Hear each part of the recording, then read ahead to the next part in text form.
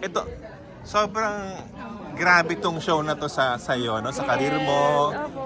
At ang hirap niya at talaga sumabay ka rin naman sa mga napakagagaling na cast. No? What can you say about it? Siguro it's really all hard work and disiplina po.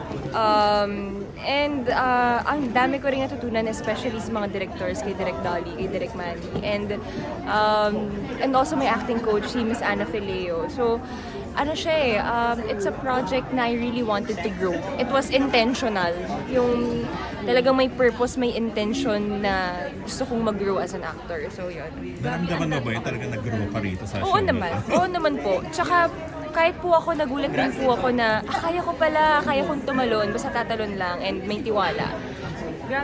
Grabe, ang daming mga eksena na sa'yo na nahati yung opinion ng sambayanan sa mga pinagagawa ni Totoo ng po. character mo. Nakakaloka kahit pag nagmamall ako, yung mga nanay sa akin, "Hoy, ano ba? Ang sama ng ugali mo dun saan?" Nakakatawa. Paano mo yung ginastify habang piniplay mo yung character? Number one, kasi you shouldn't judge your character. Ako, hindi ko talaga gina-judge yung character ko. Pero syempre, ibang usapan kapag si Gabi, di ba? Oh.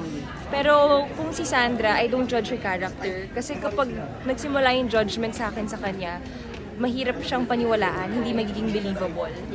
So that's her own decisions. Pero syempre, clearly as Gabi, syempre I do not approve of what she's doing. Pero ayun nga, in order for the character to work, I have to really believe her. In the end, feeling mo ba justified yung ending ni Sandra? Ending? Kung anong mangyayari sa Yun ang dapat nilang abangan. personal opinion mo, Personal justified opinion? ba yung mangyayari sa kanya sa ending? Justified in a sense, pero mas nasasayangan. So yun ang kailangan nilang abangan. Gabby, can we go back to the time na sinali ka dito? Did you have to audition or pinili ka? That time I had a dinner with Miss Annette, Miss Joy, and Miss Garlic of View. And they opened up to me about this possible project. Pero that time kasi, syempre nagulat ako, but that time I really didn't grasp it. Kasi, di ba po madaming mga projects na nauudlot, hindi naman natutuloy, nasa-shelf, so ayoko masyadong asahan. Pero nag-materialize and I'm very, very happy.